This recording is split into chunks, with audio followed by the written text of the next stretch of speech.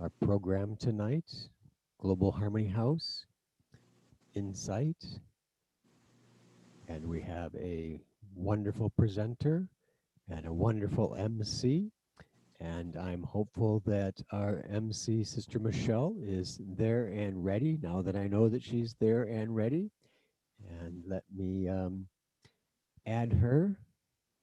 I'm I'm ready, Eric, brother Eric. Good evening, You are everyone. there. I'm here. Welcome. Take it Can I take away. can I take it away? For some reason, I'm having trouble hearing. Take it away. I'm taking it away. Well, thank you so much, brother, for all that you do every week. And good evening, everyone, once again to our Thursday evening conversations, our insightful conversations, if you will. Tonight, we have a special theme, and it's opening the door of my heart. And that's focusing on the heart because this is the month of love. Valentine's Day is coming up soon, and I hope you have a wonderful Valentine's Day, albeit virtual for some, but no less important. Tonight, we're going to be talking about what it takes to have a healthy spiritual heart. And we know that often to have a healthy spiritual heart, you need contentment with yourself, starts with the self, and then contentment with others. But how do we experience that contentment in our lives? We're going to dive deep today. We have an amazing, and I say it not with any lightness, we have an amazing guest tonight. Her name is Meredith Porte, and I've had the opportunity to speak to her and get to know her a little bit, and we're like soul sisters already. I'm so excited to get started tonight. So you guys can watch because I'm just going to have too much fun talking to her, and you can all join in afterwards. We're going to have a nice conversation, and then we'll open it up at the end for questions. You can put it in the chat or you can ask us. But let me just give you a little background on Meredith because it's quite special. She is a longtime television producer and a host, and she lives in South Florida. You got to bring the weather, Meredith. It's freezing today. You got to send us vibrations. Promise. Okay, tomorrow, balmy 75. But as I mentioned, she has been producing television programs for public television, the best television, in South Florida, and that's been her profession for over 35 years. And she now works in independent media and events producer, involving the transformation and community building. And she has been part of an Emmy-nominated series called Enlighten Up. I love that. Enlighten Up South Florida.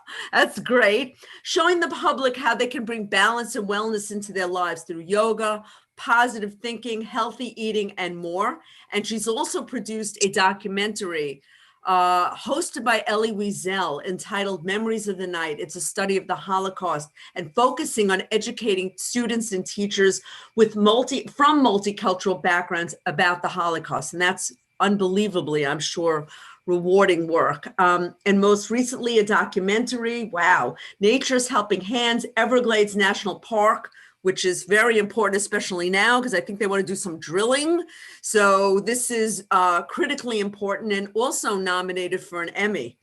She is really how we know her, and how it was so important is Meredith works with our very own Judy Rogers. And if you've been here a number of times, you would have met with Judy. She's at Peace Village working on a show, Images and Voices of Hope, IVOH, and we'll talk a little bit about that tonight, which was begun 20 years ago at Peace Studio. And that's the power of media for good. It's great. Empathy, resilience, and connecting across differences. Now we're going to get into, you've been with us for, is it 35 years, Meredith? She's been a practicing BK for 35 years, working with the World Spiritual Organization. She has taught meditation and still teaches at NBC Universal, Perry Ellis, and Royal Caribbean. She is actively involved in global projects across the world, bringing peace and harmony to the world. Million Minutes of Peace International Initiative, which received the Peace Award from the UN and Global Cooperation for a Better World. And I abridged this. It's longer. This is just so we can speak to Meredith and really, learn from her, because it's such a long, beautiful resume. So welcome, Meredith. let's hear a little bit from you instead of from me. I have some questions to ask you. Welcome. When I met with you and we did it by phone, you have such a full and positive attitude. Can you give us some quick tips on, if there's such thing, on how you have that fullness and positivity? And more important, how do you maintain that? Well, it's great to be here, first of all, Michelle. We had such a conversation the other day that I left feeling like I wanted to connect with you more and just talk to you more. And you're right. I feel like we've been sisters forever and we just met. Mm-hmm. I like that question, but of course, it's much more complicated than that. I don't know. I don't really know anybody or a few people that can maintain positivity and happiness every moment, but it is my aim. And it started really 35 years ago when somebody that I worked with at WLRN TV, where I worked all my life, dragged me to the meditation center. I mean, really dragged me. He said, you need it. You need something. I need something. And I really thought, uh-oh, this guy's got some mental issues if he's trying to get me to go to a meditation center, because 35 years ago, imagine, it wasn't very cool then. It had had its time years before, it came and went. And he's dragging me to the center. And I didn't think I needed it. And I just thought he needed something, but I didn't. And from the moment that I walked in, the moment that I sat down with the wonderful Veronica, who's really now one of the seniors of the Brahma Kumaris all over the world and just so revered and so loved. She was my first teacher and runs the center in Miami and all the centers in Florida she coordinates. And I felt that peace. And I felt this feeling of, as we're talking about well-being, just a feeling of everything is okay. And I didn't feel that before. It was up and down and nervous. And I wasn't a basket case. I was pretty together, but inside there was often that feeling of tension, and especially doing a live show every night. And so how do you maintain it? The start really is the meditation. I think without meditation, without the calming of the mind and calming of everything within you, it's very hard to really feel optimistic and really feel positive. But it's a journey, as you know, because you've been meditating as well. Yes, it's a real journey. It comes and it goes, but mostly, personally, how else could I be? But personally, little by little, it's kind of like drop by drop by drop, something happens and you realize that you're changing. And then there's a setback, but you don't go all the way back. You keep moving forward. And I love these little drops, these little drops upon drops upon drops, which we're all doing right now at night with meditation, with some meditation classes with Sister Mohini. Mm-hmm. And I think it is droplets of change, Right. And the commitment to change, to changing oneself and opening the heart.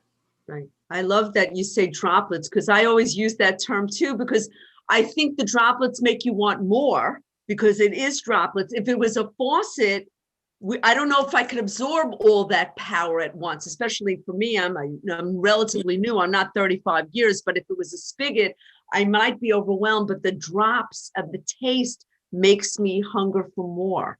And that's what keeps me going. I don't know if you feel the same way. Yeah.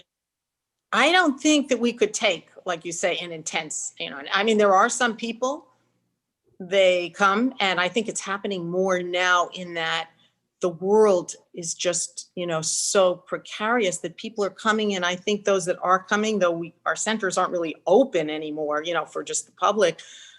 I don't know about Harmony House if it is, but I know in Miami it's not now. Maybe once in a while somebody can come, but they contact the center and they want to know, But I think now what's happening is people, it's not just, oh, I want it, or that's an interesting thing. It's, I need it. Right. I need peace, because it's very hard to be peaceful and stable in a world that's changing, and it doesn't feel like for the better.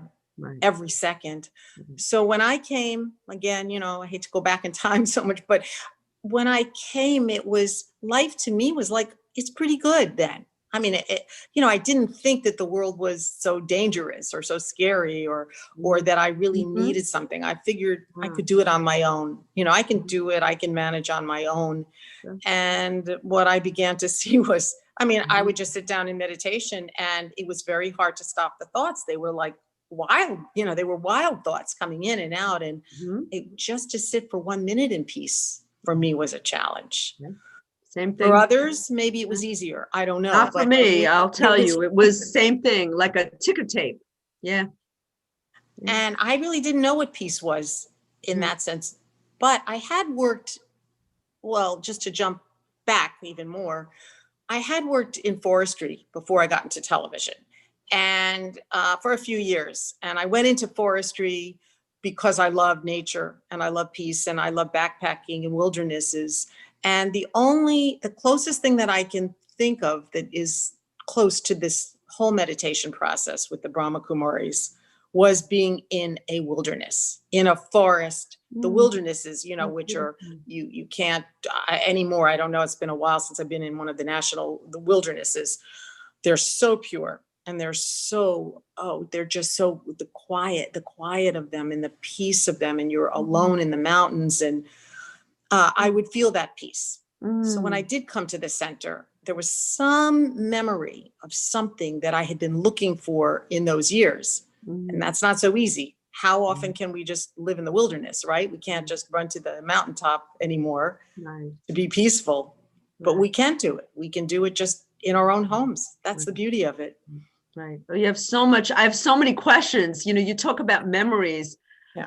When you went into the forest and you talk about the memories, do you have memories of that quiet? We often talk about you can't experience it if you haven't had it before. Did you have a feeling like you belong there? Not everyone does that type of work. How did that, with being one is they say with nature, did you have a memory of that? Absolutely. That comfort? I really did. And I didn't think I was looking for that. It wasn't like I ran off. I wasn't Thoreau, who ran off to the, the woods to be peaceful and write a book about it. No, I wasn't thinking that, but I loved the writers that were really in connection with nature. I was always drawn to that. I was drawn to Native American stories about, how they lived. There was something in me that was always drawn and searching for something like that. Yes. The experience of being in something so pure and something just so natural and is possible. And I did have those experiences, not all the time, because often I was caught up in how many miles could I hike. And I had a dog at the time, a big German Shepherd. And how could he carry I was concerned that he'd fall off the mountain with his big backpack I had on him, but to carry his food. He had to carry his own food. And I was caught up in was I going to eat that night, for dinner. And I was with a few people. We would go into the wilderness together. And yet there would be those moments of being by a lake where nobody was, high in the mountains, and you would just feel something like you were beyond. Very hard to have that experience in the world of so much action and life and everything going on. But I find it interesting now that the world has slowed down a lot. And especially those months when everybody was on lockdown. I just came back from Madhavan, from India, from the headquarters of the Brahma Kumaris. And suddenly I'm in my house and I realize it was more quiet. The neighborhood, there weren't cars, not that there's cars going back and forth, but the highways were quiet. The everything was so silent. And I think people got a taste of what it's like when they're not rushing and running. And we always say in Miami, maybe, in New York, running and doing, everybody's always, my friends. Certainly in South Florida, Florida, that's the real South Florida, running and doing. I'm running, I'm doing. And people are very proud of their busyness in life. And, the more they could do. I've had friends that they, it's like, well, what did you do today? And, some of them who've retired it's always like, they like to tell you they've done 10 things in one day. And I'm exhausted when I hear what they've done, but they're so proud of the fact that they're doing and doing. And when I think back to my years in the woods and my life with meditation, it's do less in a way, but be more, I think. Be more.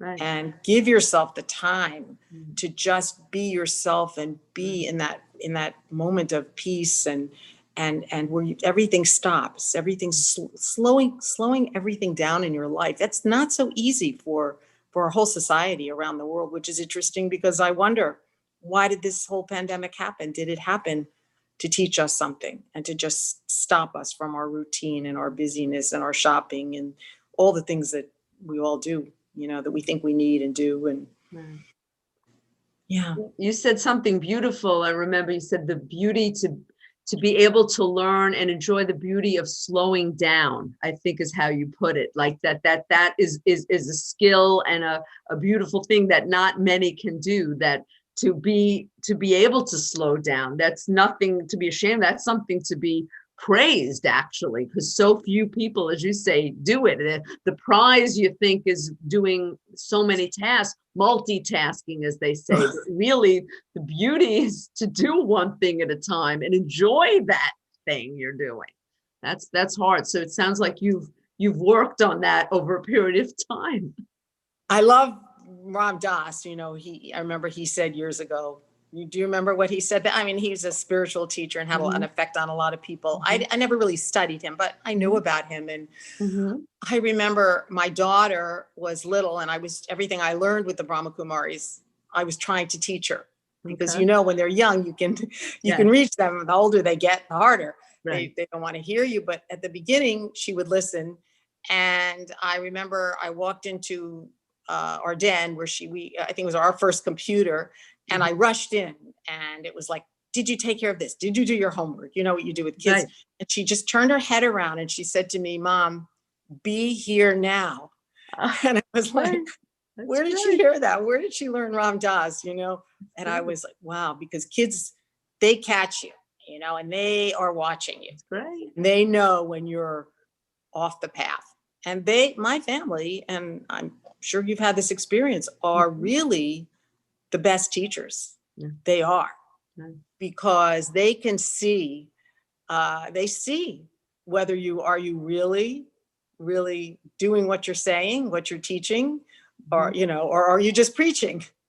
Sometimes we preach, but I think we have to be it, be the light, be the peace. And it's not so easy. It's not so easy, but little by little, I really feel if we don't do it and we don't make the effort, then what?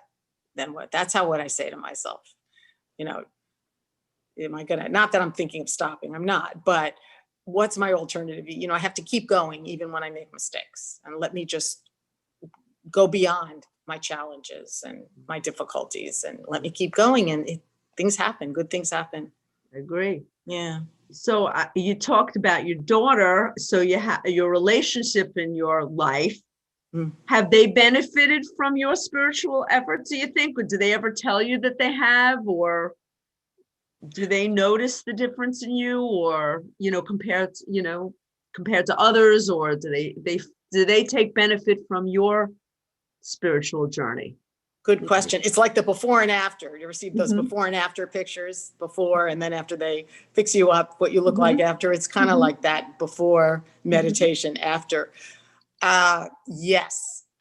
If my daughter is by some chance listening, she might disagree, but no, see, she was so young. I have one child, and she was so young that it was easier, I think, for her to understand these things.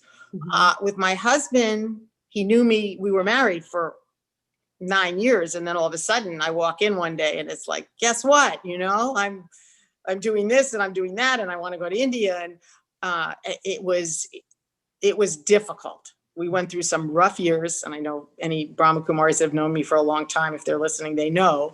But we knew that we were together, and that we had to work it out. That we had there was just such a strong bond that we had, and I really respect that he worked so hard to try to understand the things. And it wasn't just I changed my eating habits. I mean, lifestyle changed.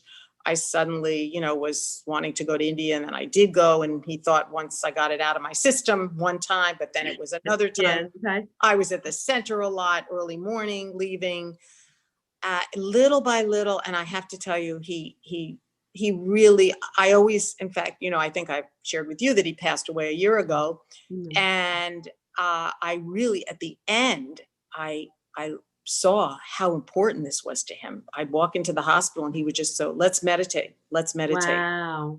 And he was, and every week we had a class at our house here, and he was there every single week. Always. Sometimes he looked like he was going to fall asleep. His eyes were closed, but he was there. He was present. And he, at the end, after he passed, I said to people, I said, I think he was the real yogi, because he lived it in a lot of ways. He wasn't studying and, doing all the things that we do with the Brahma Kumaris, but I think he got it so that he just absorbed it and he didn't have to talk about it. So sometimes now I think, what would he do in this situation? Because he really was a very loving, very caring person. And it became more and more just, your house changes when you meditate in the house, and you go to classes now on Zoom. You're the energy of your home changes. So it's not just your family, it's anybody that walks into your home is affected. And in time, I don't think they have a choice. I mean, I think it'll happen. It happens naturally. And I've seen a lot of people where it could be the wife, could be the husband, it could be the child. They little by little change. I was talking to somebody who said, they grew up in a center. Their house was a center.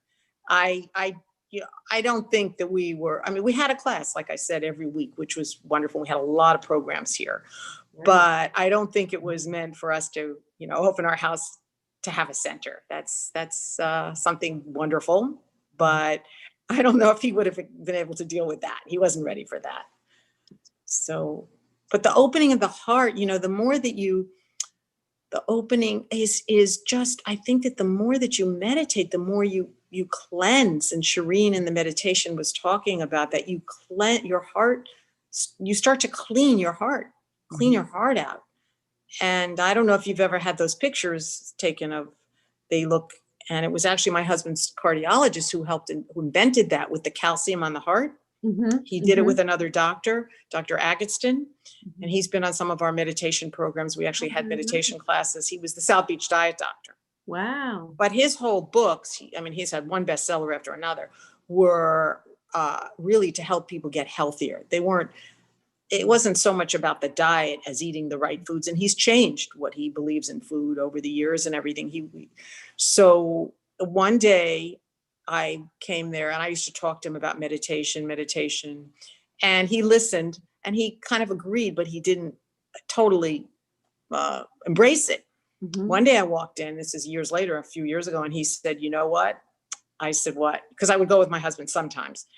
And he said, "I've seen the research, and meditation is really, really good for the heart and for the body." He's told me, and he said, "No, I'm meditating." He started to meditate. And I thought that was amazing, because he didn't embrace it. He believed in it, but people believe something's good, but they're not really, and he feels that's an important component of good health. So, yeah. So you talked, and I'm wondering, and I don't want to put you on the spot. You were very open in your conversation, but you had touched on it, that you experienced a major loss in your life. Obviously, your husband, you were very close. You had a long, loving relationship for many, many years. How did the practice help you get through? You spoke that without the practice, it would have been a lot harder. That contentment, that fullness that you have from the practice. And you talked about that you shared it with him towards the end of his life. Can you speak to that? That how did the spiritual practice make that transition of knowing you're losing someone easier? Because it sounded like he was ill for a while and it was coming. Did it make the practice? How did that help that transition? Because it's clearly a difficult one for most. And we get that a lot. People say, I have a sick child or a sick husband and I don't know what to do. Clearly, it seemed to have helped you. It's so tough. I when I see people now that are going through this, a child to me is probably the most difficult. But anybody that's been in your life, like 44 years, we're married or whatever, people have been married or been together, it's a big change. It is a change. Even though I thought I was so independent, I thought I'm into yoga, Raja yoga with the, I think of myself, I am a yogi, and, in our levels of being, I'm not running a center or anything, but this is so much my life. And I thought that I was very independent because as time went on, our relationship got better and better. And he was fine with me going, within limits of, traveling and going to Peace Village and going here and going there. And I just had to work it out with our schedules and with my work. But at the end, he got sick. It was 6 months. He had illnesses, but he was never sick. Like he would maybe be sick in the hospital for a week and he'd be fine. He'd be out back at work. So I never really saw what it was like for him to really be incapacitated, never. So the last 6 months were critical, and they were crises every week. He was in the ICU, in and out, before COVID, luckily, before COVID. So I could be there in and out of the ICU. And my big learning experience was that, and again, it does have to do with the heart, that I was still caught up in my own life. Yes, we had a life together, but my own schedule, and I have to do this and I have to do that. And I've got these programs and I've got that. And then the last 6 months, there was nothing else but taking care of him and being there for him. And that opened my heart to realizing when your heart opens, it's like there's this love that pours out, and I became someone that wasn't just all about myself. And I think love is often, we're thinking of ourselves, and not true love, pure love, is we think of ourselves first. It's our needs and yes, we care about others. But when you have an experience like this, all of a sudden someone else becomes your priority, but not just a priority, it's your whole being. And that there's nothing else that you can do in that time, nothing. And that changed me. That opened me up to selflessness. I think I had too much of a sense of myself. There was a selfishness. I didn't think so. I never knew it until this happened. I never knew it. But then I realized selflessness is, as opposed to selfishness, is where everything has to be for that person. And I think it just warmed me up and made me much more compassionate and sensitive. And so when I don't think I even knew how to talk to people, even though I had other family members that were sick. My mother did, but I'd have to say it was different in that my mother was a lot older and she was sick for a long time. So I think it was more accepting, although, that was not easy when we lose a mother or any family member. But I think that this was more about, I have to give up myself right now and my needs and what I want to do and my schedule. But I will tell you that I did keep to my meditation. That was paramount to me. I had to make sure I meditated every morning, took a class, even got to the center once or twice a week, usually twice a week. A lot of the BKs were coming to my to the hospital. So he was always so happy to see them. And, I'd go, let's meditate.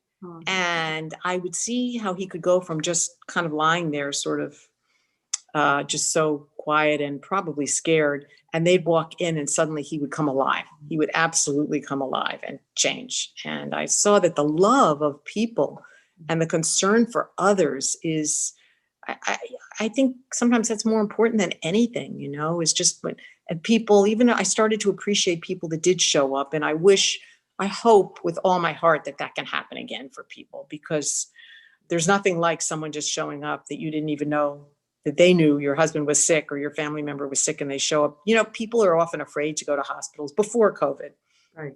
Or they feel they're going to be in an imposition. What I realize is whatever you can do for people, just a phone call, a text saying, I'm thinking of you, I'm thinking about you and your family. It makes you, it's talk about opening the heart. It opens up something. You feel that love from people, and it's a very beautiful thing. So I learned that too, of something that I didn't realize how important it was. And I try now to do it as much as I can, with others that are going through whatever they're going through in their lives. Right.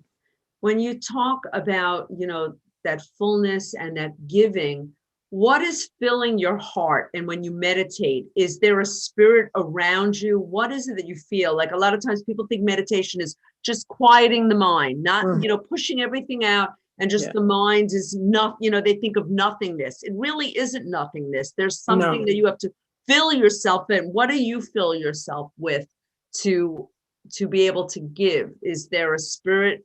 Is there God? What is it that you find allows you to keep giving? Because I find when you give your heart, it grows back, right? It's the one organ that you could donate, and it's always full. There's always more. What is it that's beautiful question? Well, I feel as if my heart becomes more whole. And so I might start out with something's annoying me, and maybe even, during meditation, something pops up that I'm thinking about, and maybe something's worrying me or whatever. But as I meditate and I connect with divine energy, we believe in God, the Brahma Kumaris, of course, and whatever other people think of, supreme being, whatever it is, your sense of something greater than yourself, what happens is I feel as if the heart gets healed of whatever that negativity is, whatever that, it could be something just so little, but yet it's even, even if you have a prick in your finger or something, I've had like little, something on my toe and I'm in pain. So I think these little things bothering us can be painful and annoying, and they keep us from having this deep well-being, this feeling of everything is good, everything is fine. So I feel that I get this love from this supreme being when I'm honest, and that's where the stillness comes in. Because if your mind is going all over the place, you can't really hear God or feel God.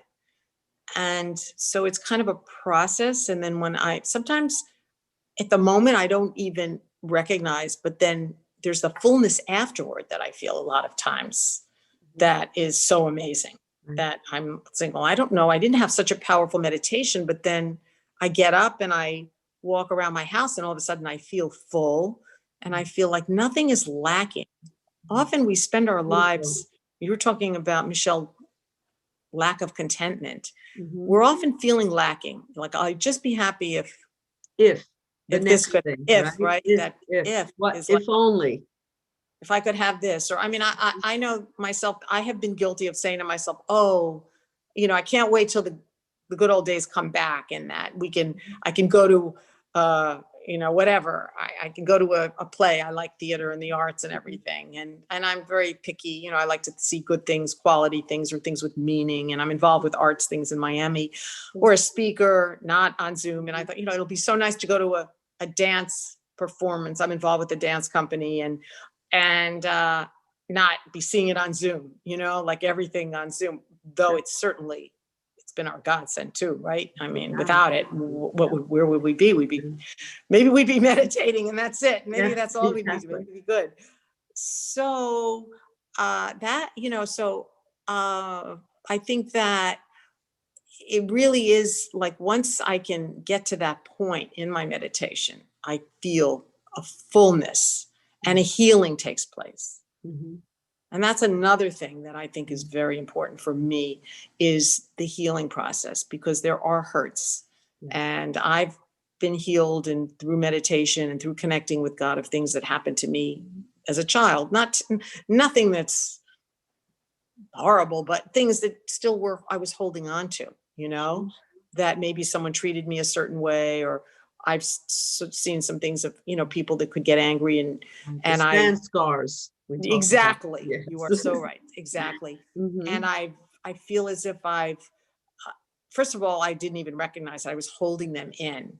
And so if I know that somebody in my family, and they were very loving, but they did have, they could get angry and the next minute they could be loving and fine. But I was always afraid of anger. And I spent my life through that, always trying to hold everything in and not get angry.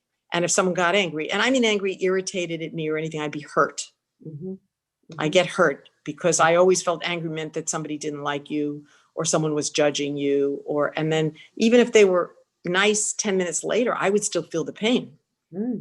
And so years later into this whole practice with the Brahma Kumaris, I had some almost like a wake up calls, awakenings, realizing you are this way because of, situations you faced when you were a child.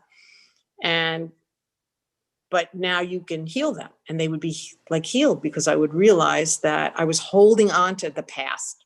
Mhm. So meditation can do that, I think. And it sounds like therapy, doesn't it?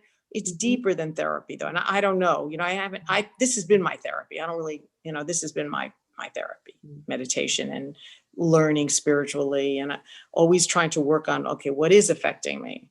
Am I hurt? And when I came to the Brahma Kumaris, I remember saying to the teacher, I said, when I heard about the vices, anger, ego, lust, greed, attachment, and I said, I don't get angry. That was my first. I said, that's not my vice. I said, very sure of myself, Mhm. I was like, I said, I don't get angry. I said, but I get hurt because other people hurt me. Sure. And I didn't even realize that. But what hurt was what I came to realize was anger turned inward. Yes. Anger at myself, or Mhm. feeling that anger, and then I got hurt. And so it took me a while to process that. So any time in my life, and that's why I think I went out into the woods. I think I was always searching for peace where nobody would get it. Even people getting annoyed, I didn't like that. People saying something mean. Even now I'm sensitive and I have to be aware. Someone says something to me that maybe is a little hurtful and I can feel it. I'll have to say, okay, let me detach. They didn't mean it. They're just joking. People say things and they're joking. They say, oh, they're just joking, but you feel it. Wow. So I've had to work on that. It's not a big deal. I don't suffer anything, but I'm aware when that happens. Well, you sound very emotionally intelligent, because you went into a field that's the most competitive. I mean, television is a dog eat dog, sharp elbow world. Other than politics, I can't think of anything. Look at you. You were in politics. Yeah, everyone is judging you, and I think it's even more so in television and medium. So if it's par for your course and you're judged by your viewers and your bosses and TV critics, how did the practice help you in terms of balancing that self-esteem and that competition that, clearly there had to be people around the cooler that wanted you out so they could take your job. That's what you hear about in television. First of all, I'm going to disagree with you here. I mean, what I see with politics today, it's a lot rougher. Oh no, I got out just in the nick of time. Okay. Woo! I'd say there's, yes. First of all, I work for public TV. So I don't feel that public TV has that intensity and that, it has, I can't use the word dog eat dog. I'd say there's stress in because even with public television, there was, you had lots of people making decisions. You had managers, you had your bosses, you had your crew that you had to be able to make them happy. You had the audience, what they liked, what they didn't like. You had the head of the stage. You had people and then you had your people you were working on shows with. So you did have, so I don't know if it was more of a balancing act for me, trying to make everybody, I say happy, but content. And that because when everybody's content, what I found in my work, it's amazing what great things they could do and how talented even people that didn't know they had talents were. And an example was I had a young editor on my TV show my last show that I was doing at that station. And one day he was an editor, he'd put the stories together. And one day he came to me and I could see how talented he was. He was young, out of school, maybe a few years. And he said, do you think I could do some pieces, for the station, for your show? It was an art show. And, I was always afraid to bring someone on if I didn't really know what he could do out in the field. And I said, why don't we do one, just one, and we'll see.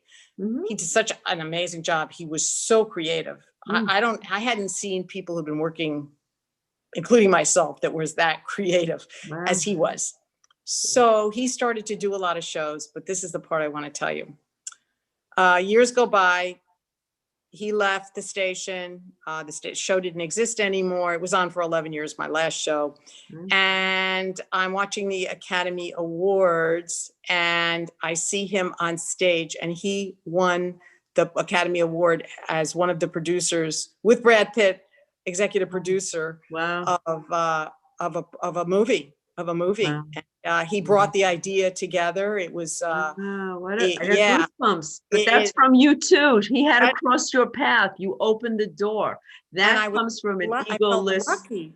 Yeah, you know, that you had to, he came to your door, and he was fortunate to do that because you, I think your openness and your excitement of seeing new talent, that's also rare. To want to help that person up the ladder is also part of you're content enough to allow that. That says a lot about the person, that you're self-assured enough to not worry that someone else, you're helping someone. That's about the Brahma Kumaris too, right? You have to put, isn't it? I think Ram, if Ram's in the audience, hi Ram always says, put the people in front of you, like Baba, put the people in front of you. You're in the back, so you can see all the children in front. And that's what you did. You put him in front of you.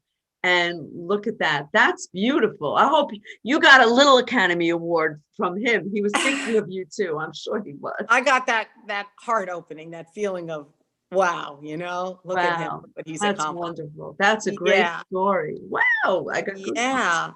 But, I like what you're saying is that we have to just keep moving forward and helping everyone we can along the way. Whoever needs help, we need to be there for them.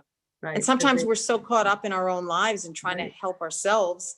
Right. And I know that's definitely not what we should be doing, but sometimes, that happens, or we're just caught up that we don't see the people around us.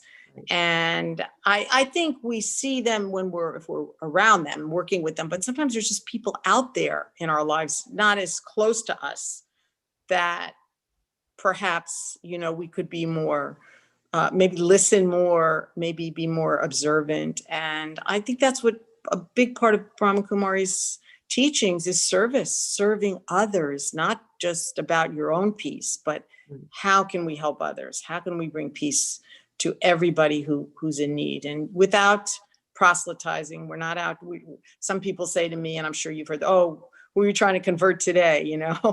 I've had people in my family go, oh, they see me handing a card out, and I go, well, they need it. I'll say to them, they ask for it, or they need a little peace, don't you think, or something. And that can sometimes be I have to be careful with certain people in my family. I've had, when they see me, they always think, oh, there she is again, handing out cards, right?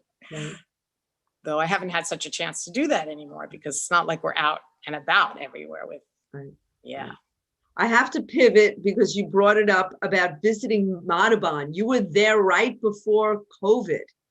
And if you could speak, you don't have to speak to that, but just about Madhaban, you said that your whole sensibility changed when you got there, that this peace came over you, the energy in Madhaban. I've not been to Madhaban, but after talking to you, I've always wanted to, but you've really pushed that envelope. Talk about that and the carryover. Did it come back to you to South Florida when you came back? Can you speak a little bit about Madhaban and that how many times you've been there? You've been there more than once. Oh yeah, at least 16. Wow, I was going 16, sometimes every other year. If it was I couldn't, I had to kind of, again, you have to have balance with your family. Sure. And if I went there and I was working, I couldn't suddenly take off for him for winter break or whatever, spring break. So, well, Veronica, again, the wonderful Veronica, gave me the first, when I arrived, in the 35 years ago at the center, and I was like the first student, one of the first few students there. She just opened the center. She handed me a brochure. And in those days, how we have all these brochures and cards and books, right? Mm-hmm. How many brochures, we must have had? 2. Yeah. That's all. How many cassettes did we have? We had cassettes then. Mm-hmm. Maybe 1. We had Denise. So I think we had Denise, mm-hmm. and that's it. That was what we meditated on. Maybe there was a second one, and that was it. That's it. So she handed me the brochure. She goes, this is where we go in India. And it had, I still have it, and it had the picture of the headquarters in with just it was all wooded and trees, which probably awakened the sanskar that I must have about loving nature and everything.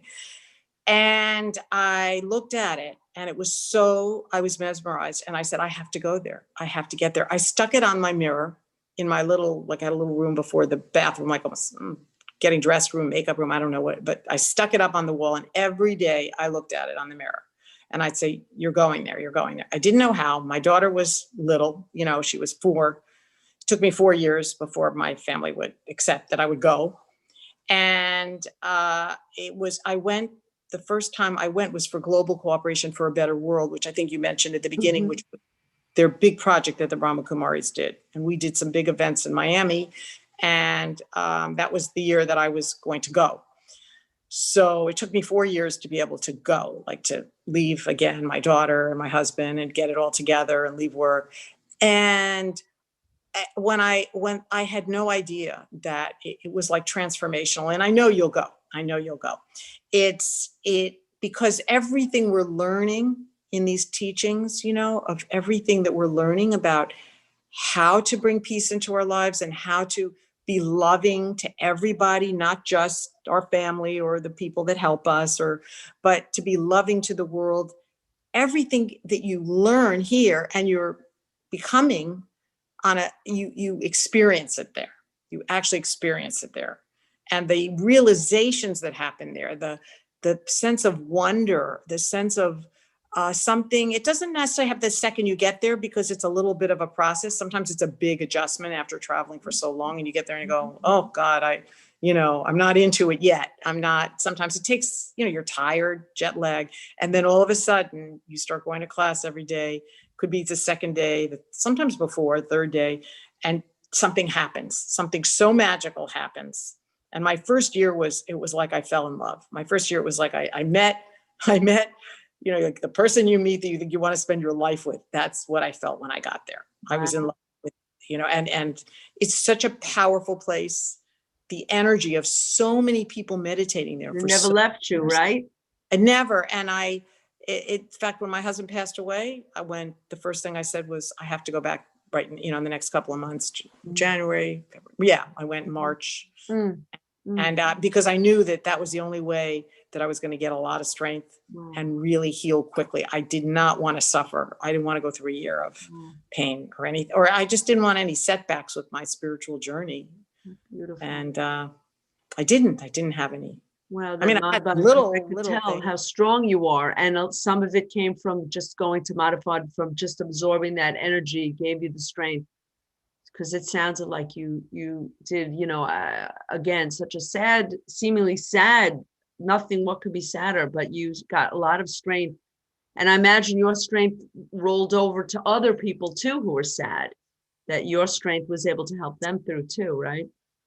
Yeah, because now I feel like people do ask me when they're going through something. And maybe it's not the loss of it could be illness or something else, anything with loss. Any obstacle, if you will, that they take strength from you. Yeah, you really can change it. You can, and again, I'm not saying that you wipe it away and there's nothing. Because someone said to me, well, you have to feel bad. You can't just go on like nothing. I said, well, I didn't go on like nothing. It's not that way. You feel it, but you don't suffer. There's a difference. You can feel it. You can miss the person in your life. We miss things the way things were in life or whatever, but you don't have to suffer. Suffer is where you hurt. You hurt so bad, but you don't have, I think that's what we've learned through all of this is that if we suffer, we're hurting the heart, really. We're making the heart ill. Right. I have one last question. Well, actually, I have to open it up now to our audience. If you have any questions, please put it in the chat. And as we wait, I have another question for you. I have just a whole roster of them, then they're still popping in my head. But I don't want to take away from the audience. We have a few people in there. So if you have any questions, please put it in the chat. But I want to see, what does God see in you that you may not see in yourself? Oh, that's a hard one. Well, you're a pro. You can do that. I'm going to ask you that. And I'm going to ask myself that later. What does God see in you that you may not see yet in yourself? I think my perfection. I think he could see me becoming more perfect and much more evolved. he can see that, or maybe know that I can do it. And I don't think I feel that every day. I That's feel, great. yes, I That's a progress, great I'm answer. doing good, but I'm not there. This bothered me. This annoyed me. I'm not there. So I think Beautiful he can, answer. That's bingo. You hit the spot. That's a great answer. That's a great answer. It's true. He does see your perfection. yeah. So you don't see, you're not perfect yet? I don't think so. You're pretty cool. I don't think so, but I don't want to dwell on it. I don't want to dwell No, on you it, 'cause shouldn't. that gets I'll me tell into you, lack you're of pretty cool. self-esteem. When I get into I'm not this, I'm not that, that's where we lose who we are. Right. That's dangerous. Exactly. You're right. You're absolutely right. Well, I'll be a sort of objective. You're pretty cool. You're pretty Ah, cool. So are you. So if there's any questions in the chat, I think sometimes when the conversations is so, it was so much of a conversation. Everyone, you're part of this too.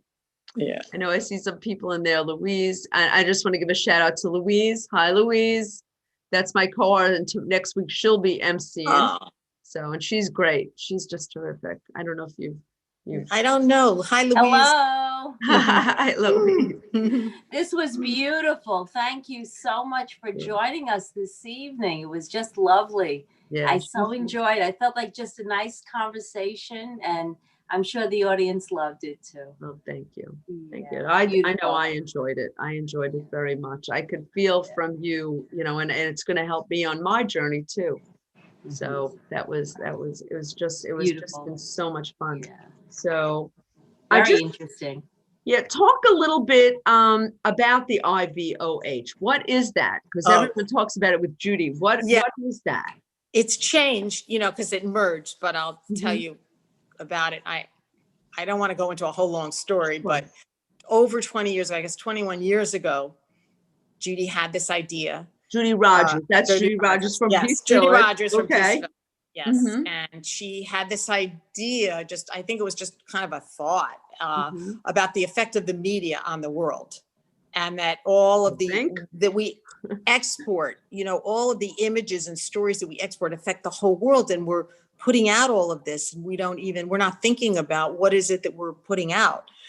Imagine now. And I mean, all the negative, what they're seeing from America. Wow. So she actually came to Miami and we had a conversation, and it was very cool. We had it at the home of Robin and Dweena Gibb, and of the Bee Gees. Oh, really? Of the Bee Gees? Before he passed away. Wow. He passed away many years later. Yes. Robin. And it was a group of people we invited, and Rita Cleary came as well from Boston. And we met, we invited some people from the community to just talk. And it actually became more, everybody had their own opinion, but she wasn't really, Judy had this idea of the media, and other people said, well, what about medicine? What about education? They wanted it to be everything for everybody. Very broad. Judy left, they went back to New York and Boston. And the next thing, we had a conversation with the media in Miami after that. They asked us to come up with, and we invited some media leaders. And what happened was people were just fighting when the audience were community people coming and saying, you don't listen to us, to the media. You don't put our stories on. All you do is the stories you want to do. And I never before realized how the regular people felt about newspapers and TV stations, and they felt totally not recognized, and how hard it was for them to get their voice heard, which is interesting because now with the internet, it's the opposite. I mean, people can have their voices heard for the first time, with the whole, so then they went back to New York, they went back up north, and the next thing, I was on my way to an event in New York that Judy and Rita organized, and Gayatri was involved with it, and called Images and Voices of Hope. And it was the launch where people from the community came together, and actually Daddy Prakashmani was there. She came in. Wow. It was amazing. Wow. And we had this conversation about the power of the media to bring benefit, bring goodness to the world. So that's how I got involved. I was so hooked on the whole thing because I worked in the media, and I guess it just hit home. I came back and I started a conversation. I invited media leaders, and we had an amazing, he had been the publisher of the Miami Herald, Dave Lawrence Jr., very, very recognized even nationally. And he was our honorary chairman, and we got all the media together. And we had an amazing conversation that went on every year and more than once, even big ones and little ones, for 21 years. And then the summit at Peace Village every year, all these people coming that knew nothing about the Brahma Kumaris. The Brahma Kumaris were part of this, but we had other organizations involved. So it wasn't just the Brahma Kumaris, but the Brahma Kumaris really started it. And anyway, so we had conversations all over the world. A lot. Veronica from the Brahma Kumaris, she traveled to different conversations, as did other people. I never did. I only did the ones in America. So it's been a wonderful 21 years, but in the last year they merged, I guess year or more, with Peace Studio. And that's the Peace Studio, which was it. So now that's more arts oriented, but Images and Voices was more maybe media oriented. And it's more about peace, I think, now. And the amazing thing is, to me, is that President Obama's sister was the founder of Peace Studio. And so the connections that they have and the work that they're doing, and Judy's on the board. And I think it's going to have a presence in the world in time. And so what we did in Miami was we had conversations, which I thought was just an amazing thing, to bring 100 people together and just talk about the media but in a peaceful, we didn't call it meditation, we called it reflection time, that you need the inner work to create real change in the world. So that was, I could talk about this all night, but I don't want to, I realize it's a long conversation, but amazing things happen through that work, through the organization over many years. Connection. Lead to beautiful actions. We do have one question here from Ramesh. He says, I'm going to watch your YouTube episode on embracing optimism. Can you give some highlights on it? And frankly, I'm not sure which one that is, Ramesh. The highlights on embracing. Do you remember that, Louise? I don't know. I'd have to. Is he talking about what you all did, or what? Because we did. Is that something that you did, Meredith? Embracing optimism? A YouTube on that? Yes. Oh, thank you. Okay. I think that I thought it was a Thursday. I see how focused think I am. Okay. That's what he's talking Can about. you give some highlights on embracing optimism? Well, we had someone, many of you might know who he is, and he happens also to be my cousin, is Brad. Did you ever meet Brad, who was at Perry Ellis in New York? Maybe you didn't, but a lot of people know Brad. He came with the Brahma Kumaris a year after I did. He was my younger cousin, is my younger cousin. And he came, I invited him to a program. He just embraced this. Not that he was practicing everything like all of us, we take time, but he just saw this as the truth. He was in his 20s, and he's done so many amazing things. He's lived all over the world, and so I'm writing he was down. Thank you, Ramesh. Guest. I'm going to look for that too. About optimism. He was our guest that night. He Okay, did a fabulous job. All right. So that's a must see, everybody. Embracing optimism on YouTube. Can you give a highlight or two? Is it just about the tools to keep it going?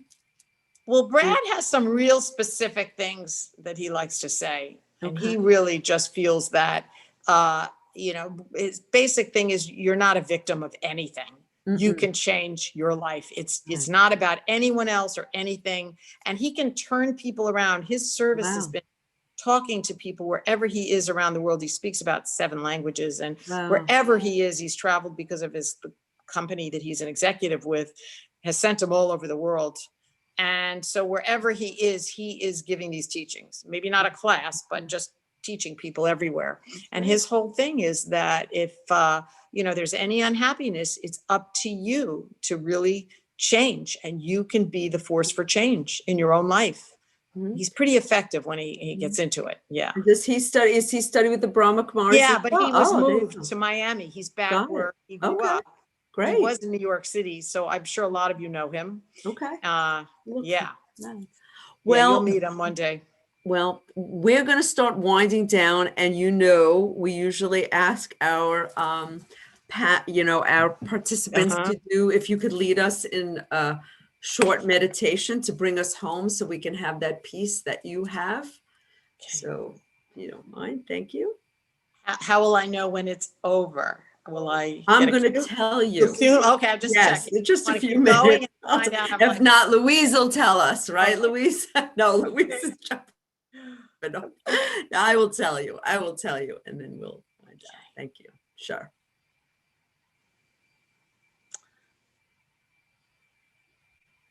Well, I know there's been a lot of talk tonight, a lot of things to think about. But now it's my time to really focus on what it is inside of me that I want to change. It's a wonderful thing to know that I can create change in my life. Change that benefits me, change that brings happiness and fulfillment. Often in my life, there have been things that have not given me fulfillment, that have perhaps given me stress or some kind of challenge or a feeling that things aren't working out the way they should be.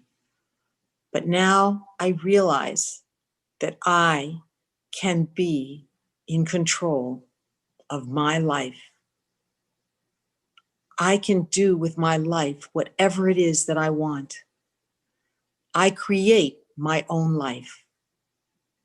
So all I have to do is just be aware of who I am, how unique I am.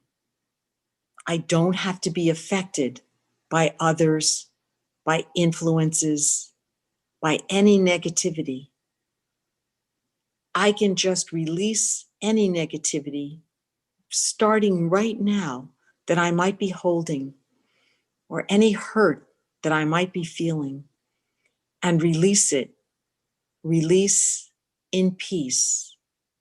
And as I do this, my heart opens up.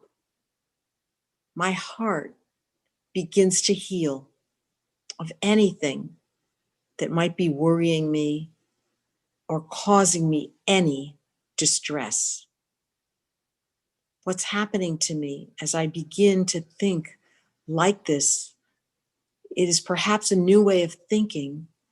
I realize that it is my life and that I can create the life that I was meant to have. And I see my life as a beautiful life, a life that's filled with love, a life that's filled with goodness, and a life that's easy. Most of the struggles that I have experienced have been caused by my own thoughts and my own actions and my own decisions. So as I get more peaceful, as I get just more easy in the way I think, the way I live, everything in my life begins to work out. Everything becomes good.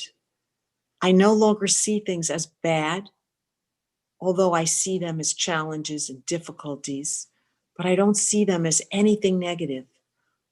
I don't have to hold on to anything that's bad or that causes me any pain.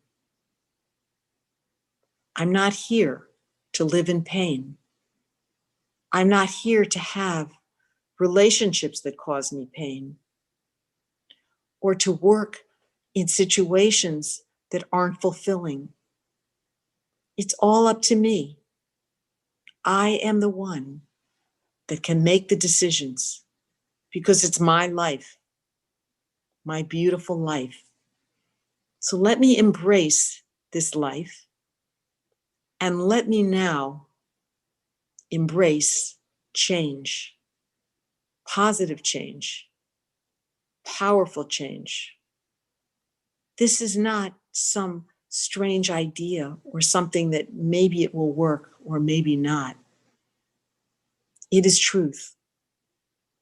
The more that I focus on positivity and goodness in my life, the more that I bring love in and leave out selfishness or ego or greed, the more love comes.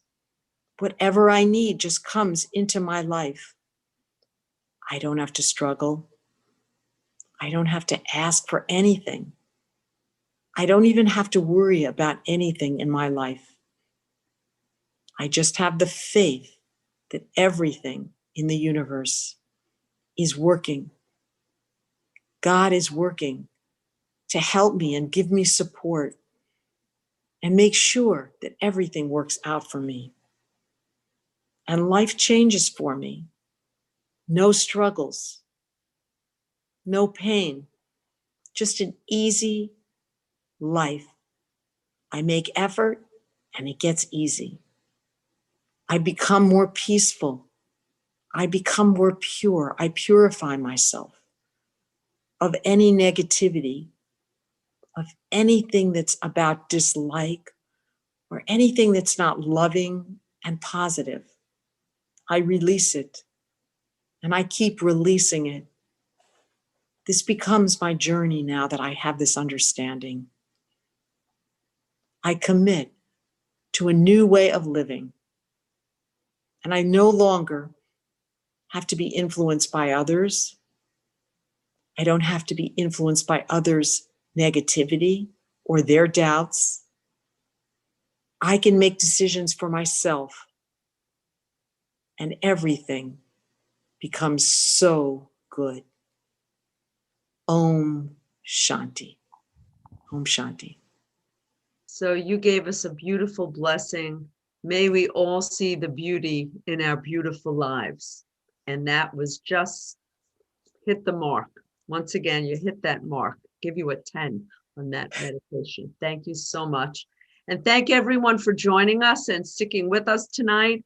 I hope you enjoyed it as much as I did sharing with Meredith. And I want to thank Brother Eric for his technology and his technological prowess, and Sister Inez, who leads the charge, and everyone at Global Harmony House, and all of you for joining us. Join us again next week as we continue our insightful conversations, and keep an eye out. We are starting a new meditation class in March in the evenings. So if you're interested, please call Global Harmony House. If you haven't taken the meditation class and you're ready, please do it. It's a life changer, as you can see from Meredith. 35 years ago, me, I'm just a baby. I'm just 3 years ago I took the class, but it is really a life changer, and you'll take so much benefit. So with that, I thank you again, Meredith, for a wonderful, I will be back at you for sure, my sister.